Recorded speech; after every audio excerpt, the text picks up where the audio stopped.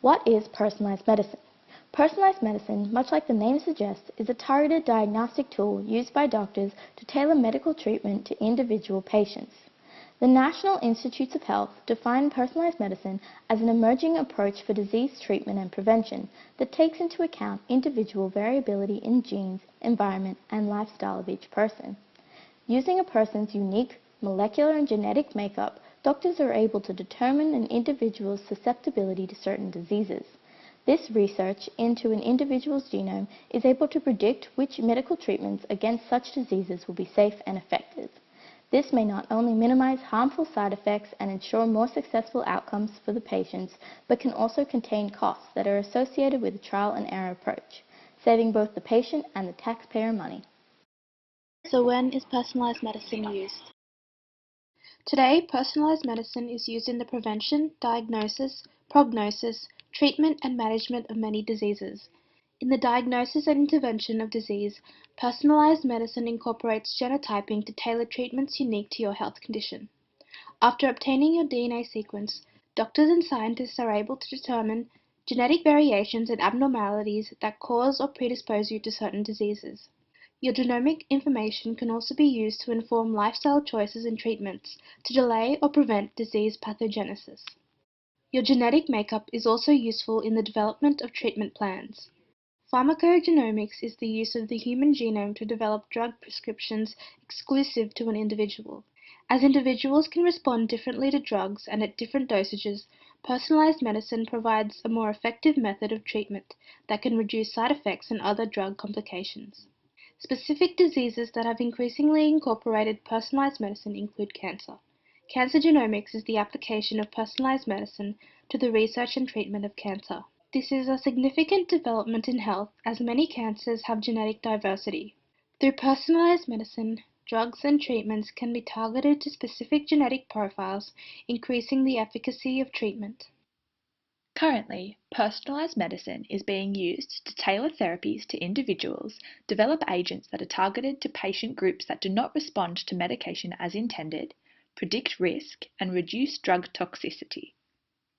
For example, genotypic tests for the CYP2C9 enzyme gene can detect which version or allele of the gene the patient's genome encodes.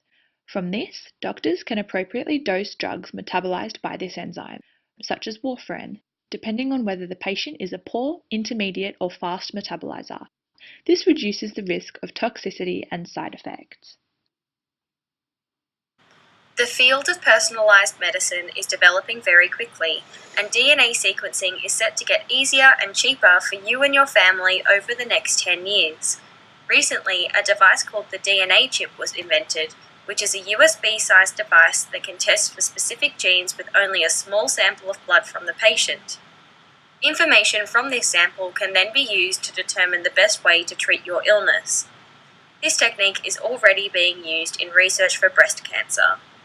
With technology like this, it is predicted that in the next 10 years, the cost of sequencing your genome will drop from $1,000 to $100 per person. For you and your family, this means that you will have the opportunity to receive increasing levels of medication and treatments which target you specifically, rather than a general population. As we move into the future, infrastructure will need to be put in place to make accessing this resource easy for you and your general practitioner, so that you can get the most out of your health care and so that health can move away from treatment and into prevention.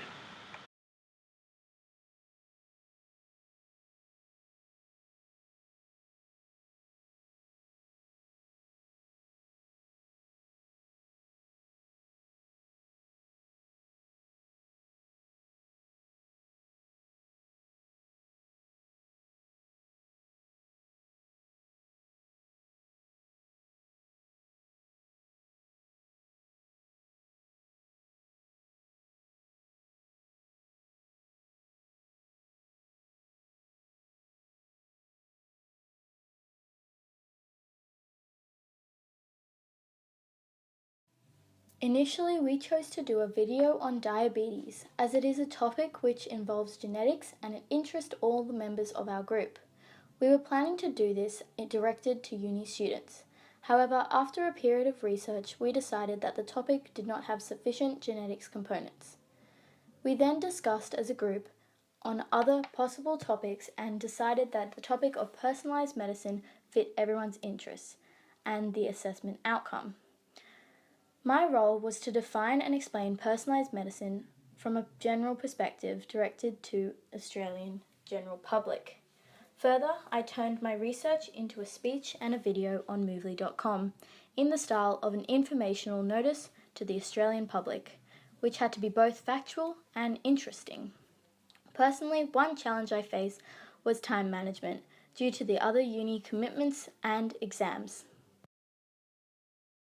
So my role in this team was to make my section of the video. So what I did was on when personalised medicine was used and using the software Movely that Amber recommended, which was pretty easy to use.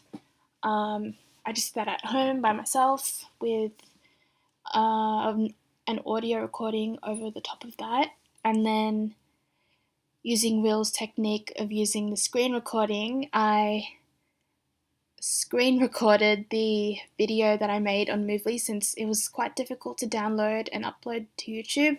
So that was one challenging aspect of the video. In terms of planning, I suggested that we, instead of doing our video on diabetes, we do it on personalised medicine just so we could focus more on genetics, since diabetes was kind of an issue that had both a genetic and environmental component. And planning was pretty easy. We met up several times before we finally chose the topic. No issues there.